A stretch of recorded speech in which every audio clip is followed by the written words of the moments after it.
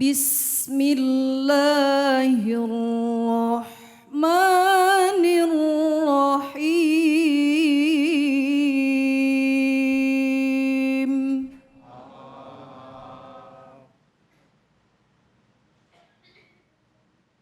Wasbil wa ma sabruka illa billahi wa la tahzan alaihim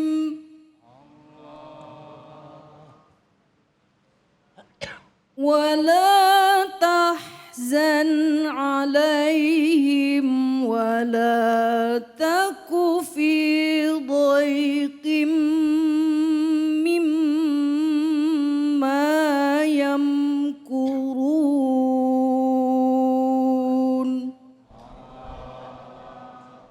صدق الله العظيم.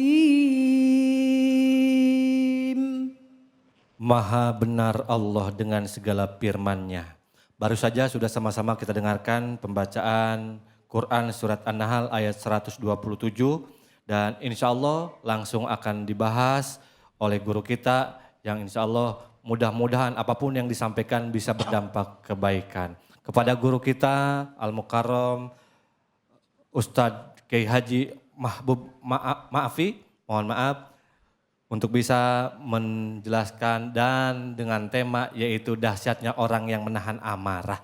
Kepada beliau waktu dan tempat kami persilahkan. Assalamualaikum warahmatullahi wabarakatuh.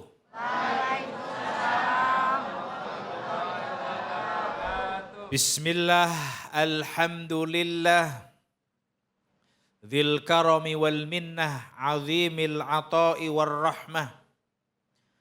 Wassalatu wassalamu ala sayyidina Muhammad al-mab'uth bis sunnati tahirah wa ala alihi wa ashabihi ulil manaqibil fakhirah fid dini wad dunya wal akhirah. Amma ba'd. Ibu-ibu, bapak-bapak, pemirsa yang dimuliakan Allah Subhanahu wa taala, marilah kita panjatkan puji syukur kehadirat Allah Subhanahu wa taala di mana Allah Subhanahu wa taala adalah zat yang maha memberi nikmat kepada kita semua. Salah satunya kita bisa berkumpul di sini ya, di dalam keadaan sehat jasmani dan rohani. Salawat dan salam kami haturkan kepada baginda Rasulullah sallallahu alaihi wasallam. Semoga yang hadir di sini kelak termaktub dalam barisan orang-orang yang mendapatkan syafaatu Rasulullah sallallahu alaihi wasallam. Bapak Ibu yang dimuliakan Allah Subhanahu wa taala, tadi qari'ah sudah membacakan ayat Al-Quran yaitu surat An-Nahl ayat 127. Itu merupakan perintah Allah kepada Rasulullah sallallahu alaihi wasallam untuk bersabar. Wasbir wa ma sabruka illa billah wala tahzan alaihim. Al-ayah. Bersabarlah wahai engkau Muhammad, dan tidak ada kesabaranmu kecuali dengan pertolongan atau semata-mata pertolongan Allah atau ma'unah Allah Subhanahu wa taala. Wala tahzan alaihim, dan jangan engkau wahai Muhammad bersedih atas kekafiran mereka. Di dalam ayat ini Allah Subhanahu wa taala sekali lagi memerintahkan kepada Nabi Muhammad sallallahu alaihi wasallam untuk bersikap sabar terhadap perilaku atau penolakan atau kekafiran kaum kafir Quraisy pada saat itu. Perintah bersabar ini menunjukkan bahwa sabar atau menahan amarah tidak menyikapi hal-hal yang buruk yang menimpanya dengan kemarahan, itu menunjukkan bahwa sabar adalah sesuatu yang sangat mulia. Ini menunjukkan hal tersebut. Kenapa? karena itu diperintahkan oleh Allah Subhanahu wa taala. Bapak Ibu yang dimuliakan Allah Subhanahu wa taala, bahwa dengan bersabar itu pula itu akan menghantarkan kita kepada surganya Allah Subhanahu wa taala. Inilah dahsyatnya sabar, atau dengan kata lain bahwa sabar itu adalah bagian daripada menahan amarah kita. Sesuatu yang sangat luar biasa. Di dalam sebuah riwayat dikatakan, bersabarlah engkau walakal jannah katanya. Atau dengan kata lain, la taghdab, jangan engkau marah. Jangan engkau meluapkan kemarahanmu. Atau bisa dengan kata lain, bersabarlah engkau walakal jannah, niscaya kamu dapat surga. Ini menunjukkan betapa kesabaran, begitu juga termasuk mengendalikan emosi kita, itu adalah bentuk kesabaran, memiliki sesuatu yang dahsyat, memiliki sesuatu yang luar biasa, yaitu menghantarkan kita kepada surganya Allah Subhanahu wa taala. Bapak Ibu yang dimuliakan Allah Subhanahu wa taala, menahan amarah atau bersikap sabar itu juga bisa menghindari kemarahan Allah Subhanahu wa taala. Bahkan di dalam sebuah riwayat juga dikatakan, barang siapa yang bisa menahan amarahnya, mengendalikan amarahnya, niscaya Allah Subhanahu wa taala akan menutupi aibnya. Itulah peran penting atau sesuatu yang sangat penting yang dapat kita peroleh dari menahan amarah kita atau bersikap sabar kita. Bapak Ibu yang dimuliakan Allah Subhanahu wa taala, bukan hanya dalam konteks ini saja menurut saya, tetapi ada pesan penting yang ingin saya sampaikan di dalam hal ini adalah bahwa ternyata jalan menuju Allah Subhanahu wa taala itu tidak tunggal, tetapi ada banyak jalan, ada banyak cara untuk menuju Allah Subhanahu wa taala. Salah satunya adalah menahan amarah kita. Ibnu Qutaibah Ad-Dinawari, seorang ulama dari kalangan madhab Maliki, pernah menyatakan, walaysat tariq ilallahi wahidan, wala kullul khair mustami'an fi tahajjudil lail, wa sardis siyam, wa ilmil halal, barit turuq ilaihi kathiratun wa abwabul khairi wasi'atun. Bahwa jalan menuju Allah Subhanahu wa taala tidaklah tunggal.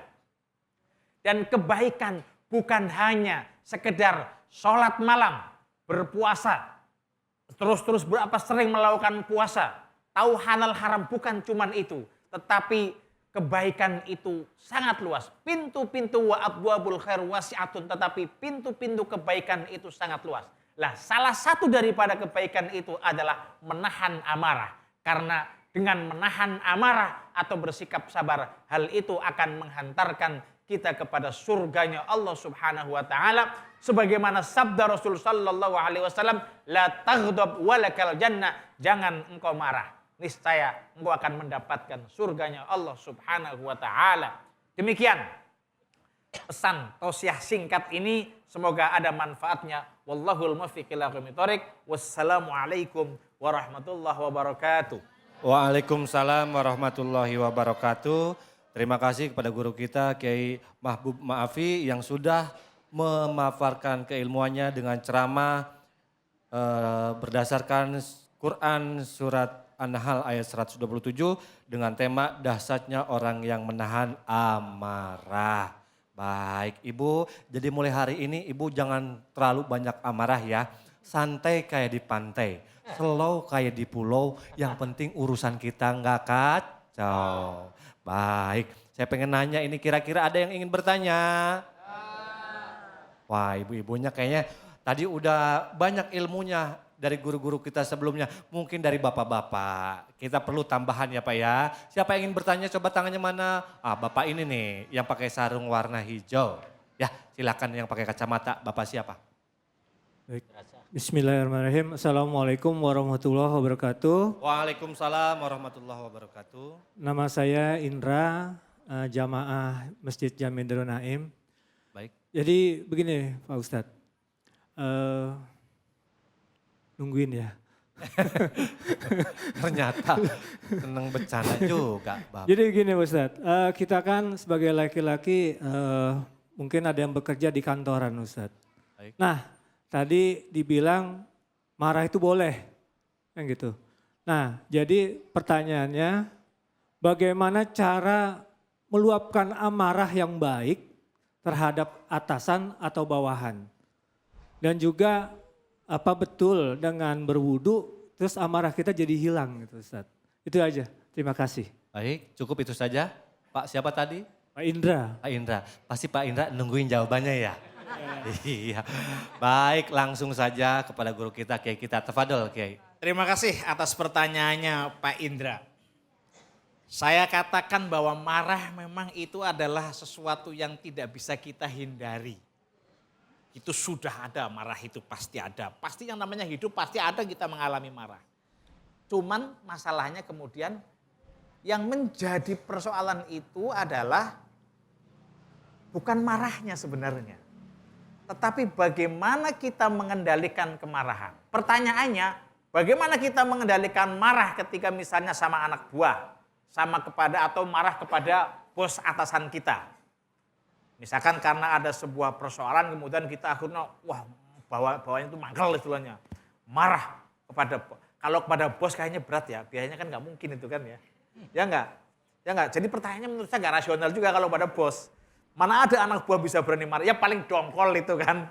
Lah kalau kepada bos ya dongkol-dongkol itu nggak apa-apa. Tetapi menurut saya salah satu caranya istighfar juga itu.